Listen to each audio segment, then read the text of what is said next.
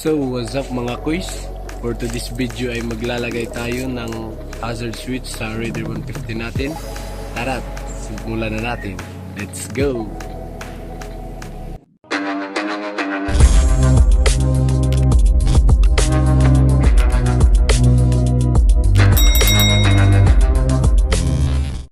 So yun nga mga quiz, ito yung gagamitin natin sa paglagay ng hazard switch sa Raider 150 natin.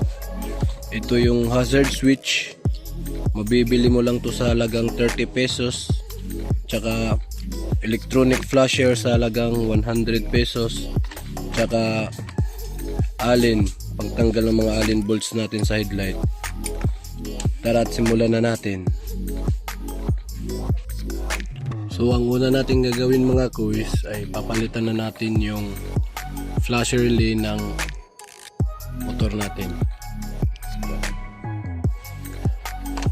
Kung gusto nyo ng paiba-iba yung bilis ng pitik ng hazard nyo, pwede nyo ring bilhin yung adjustable na flasher.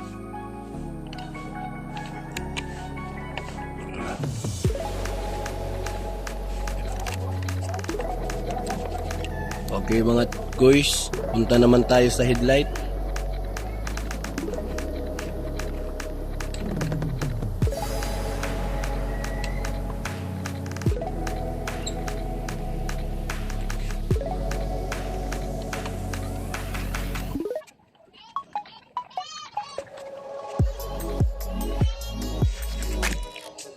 Natanggal na yung headlight natin.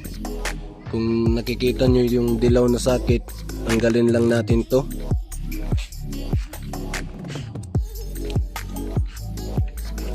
Tapos itong wire na blue tsaka yellow, green at black, dito natin ilalagay yung hazard switch natin.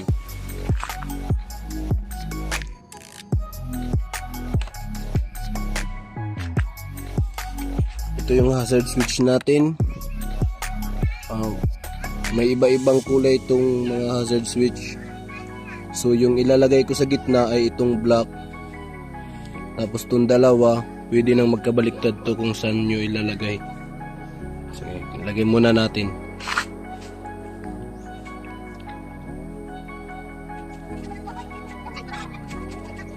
So, yun nga mga quiz, nakabit na natin. Ang kaibahan lang nitong switch na to ay di kagaya sa iba na kailangan mo munang i-turn on yung signal light niya bago siya gumana. Testing na natin.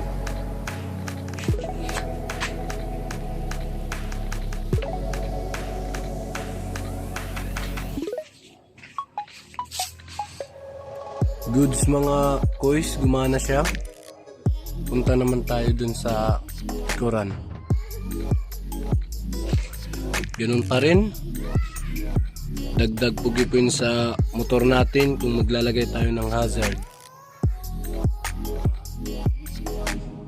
So yun lang mga quiz. Para sa mga susunod pa natin ng mga video, please subscribe my YouTube channel, tsaka paki-turn on na lang ng notification bell para lagi kayong updated sa mga susunod ko pa ng mga video. Maraming salamat mga kuya quiz. Sana ay may naitulong ako sa inyo kung paano yung paglagay ng hazard switch sa Raider 150 natin. Yun lang at maraming salamat. Bye!